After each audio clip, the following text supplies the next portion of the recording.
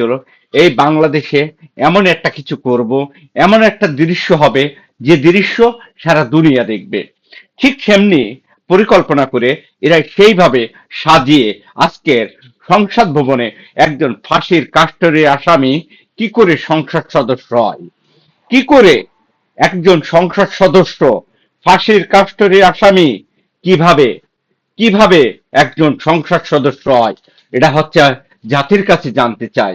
আমরা জানতে চাই আপনাদের কাছে কিভাবে আপনারা তাকে সমর্থন করেন যে হাতে ফুলের মালা দেওয়ার কথা ছিল আমাদের মুক্তিযোদ্ধাদের গলায়, সেই হাতে রাজাকারের গলায় কেমনে ফুলের মালা দেয়, রাজাকারের গলায় কিভাবে ফুলের মালা দেয়।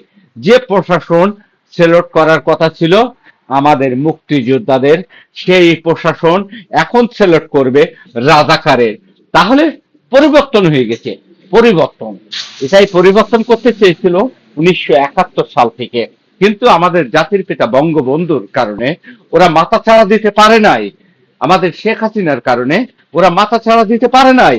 ওরা আজকে মাথা চাড়া দিয়েছে, আজকে মাথা চাড়া দিয়ে ওরা সংসদ সদস্য হয়েছে একজন ফাঁসির কাস্টডি আসামি।